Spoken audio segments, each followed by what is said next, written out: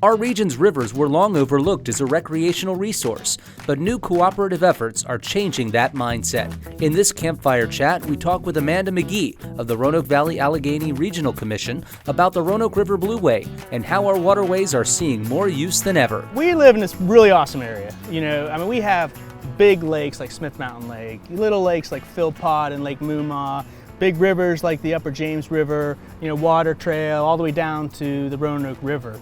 And I think we're really fortunate as a community to have an urban waterway. And so I'm really excited to sit here and talk to you. Again, this is Amanda McGee. She's with the Roanoke-Valley Alleghany Regional Commission. We bring the local governments together to work kind of cross jurisdictions on big projects. So you kind of jumpstart things. You jumpstart things and give them an extra, kind of push to get going, right? Fair? Yeah, Fair? yeah. And so that leads us to your role right now with the Roanoke River Blueway Committee. To quickly sum it up, is to make the river more accessible, and to increase the user friendliness of it.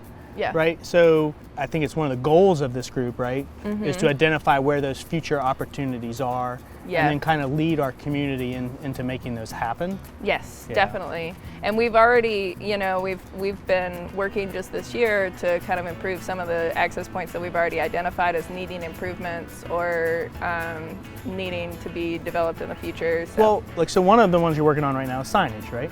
Yeah, that's a big issue. So tell us about what the kiosk initiative is within the Roanoke River Blueway. Somebody, a paddler, a kayaker getting in at, say, Wayside Park, that if they could look at the map and say, oh, well, the next access point is Green Hill Park, that level of and it's X miles information. Away. Okay. And that then they could really clearly see, they could plan their float around that, even if they don't have access to the internet, if they don't have a copy of the brochure or a map with them, they can know exactly where they are when they get out. If you had a friend come to town and wanted to go spend the day on the river, where would you guys go? So the easiest thing for somebody who's coming into town and doesn't have their own boat is to go to Roanoke Mountain Adventures and rent there. Do the float from Rotary to Wasena. That's right by my house, so it's very convenient to me.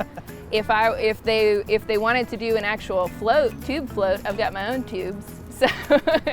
So I like to do the float from either right under Memorial Bridge or right at the top of Wasena Park, all the way down actually to the Launchit Reserve. It's a really fun little float, takes like a nice solid afternoon.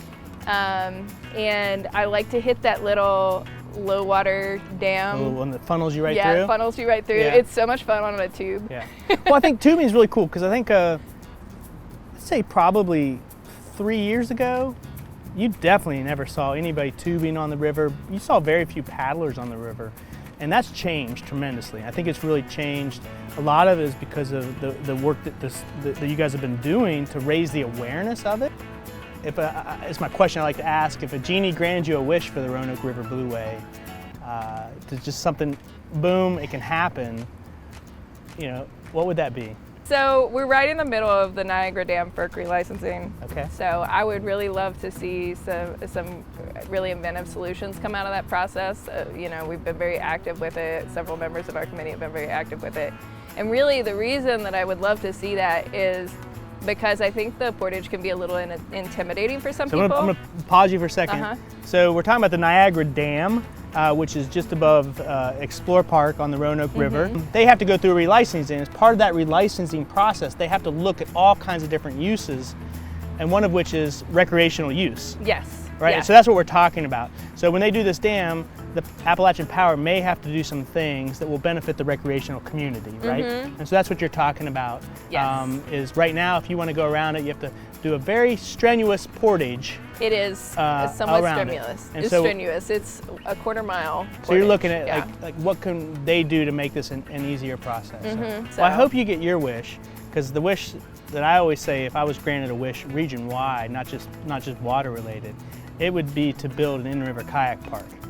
I have heard your wish before. Yes, I wish. I say it often, you know. For those of you who don't know what in-river kayak park is, in a nutshell, it's you come in and you add rocks, you move rocks, and you basically create a little bit of a rapid, in the river. So at different water levels, they kind of become different things. So they're good for fishing, they're good for tubing, they're good for surfing and kayaking. So the two locations identified, one is in the Wasena Park in the city of Roanoke, and the other is within Explore Park. Yeah. And so I guess my wish would be to make both of those happen. The more we get people on the river, the more people start caring about it, and then the more we're able to invest in it as a community because people start seeing the value in that. So. And I think we saw that last year. I want to say this because I saw so many more people on the river last year with the pandemic. I think because the outdoors was so accessible to people. And I joked to my husband recently. I said, the Wasena Park is basically like our own lazy river for the city. Yeah. People used to, pay a lot of money to go sit in a hotel that has like a little lazy river you can float down. We have one. It's right in our backyard. Again, thank you for coming out and sharing about this with us. To everyone there, if you want to plan your next adventure and get outside, visit our website, roanokeoutside.com, and really plan an awesome adventure and get outside.